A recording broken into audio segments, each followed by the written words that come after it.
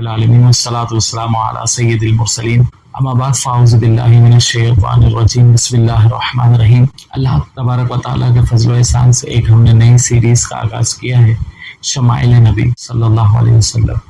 حضور نبی کریم صلی اللہ علیہ وسلم کے خصوصیات، حضور علیہ الصلوۃ والسلام کے کمالات کو انشاءاللہ ہم سماعت کریں گے۔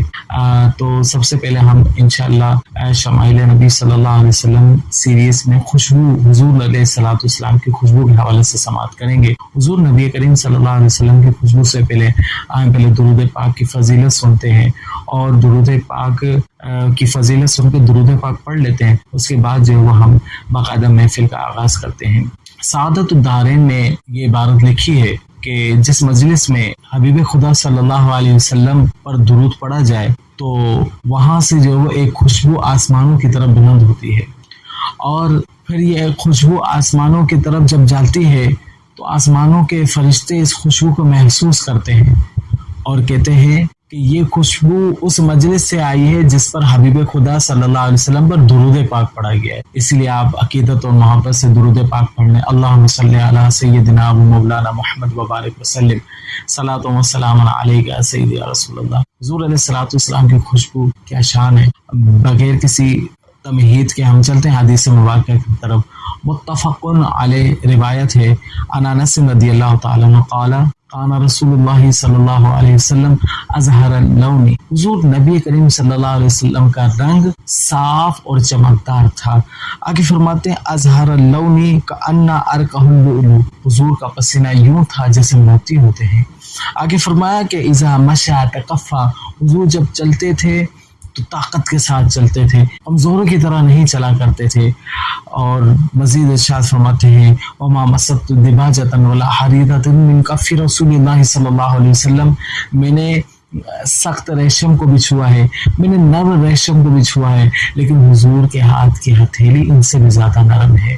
اسی طرح فرماتے ہیں ولا شممت مسکا ولا عنبرا اطیب من رائحۃ النبی صلی اللہ علیہ وسلم، حضرت انس فرماتے ہیں کہ میں نے مشک اور عنبر کی خوشبو کو سونگھا ہے، لیکن نبی پاک صلی اللہ علیہ وسلم کے جسم اطہر سے نکلنے والی خوشبو سے کہیں گنا زیادہ ہے۔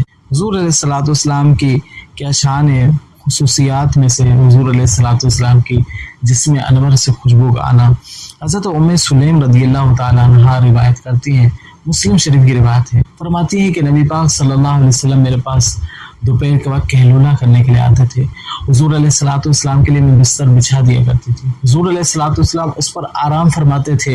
حضور کو کثرت سے پسینہ آیا کرتا تھا، میں اس پسینے کو جمع کر لیا کرتی تھی۔ حضور نبی کریم صلی اللہ علیہ وسلم نے فرمایا یا ام سلیم ما ھذا، اے ام سلیم یہ کیا؟ قالت، عرض کی یا رسول اللہ صلی اللہ علیہ وسلم، آپ کے پسینے کو جمع کر کے ہم بچوں کے لیے برکت حاصل کرتے ہیں، اور آپ کے پسینے کی جو خوشبو ہے وہ تمام خوشبوؤں سے بہتر ہے۔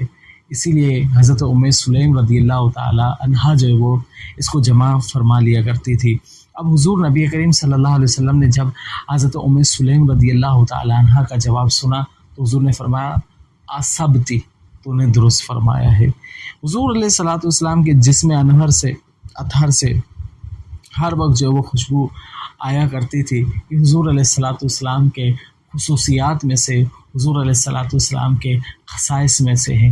انشاءاللہ اگلی نشست میں بھی ہم انشاءاللہ اسی طرح کی روایت ہم سماعت کرتے رہیں گے۔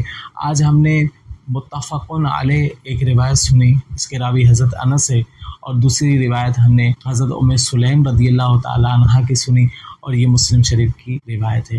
اللہ تبارک و تعالیٰ سے ہم دعا کرتے ہیں کہ اللہ کریم ہمیں حضور نبی کریم صلی اللہ علیہ وسلم سے کی سچی عقیدت اور محبت عطا فرمائے۔ حضور علیہ الصلوۃ والسلام ہمیں حضور علیہ الصلوۃ والسلام کی سنت پر ہمیں چلنے کی اللہ تعالیٰ توفیق عطا فرمائے۔ آمین۔ وما علینا الا البلاغ۔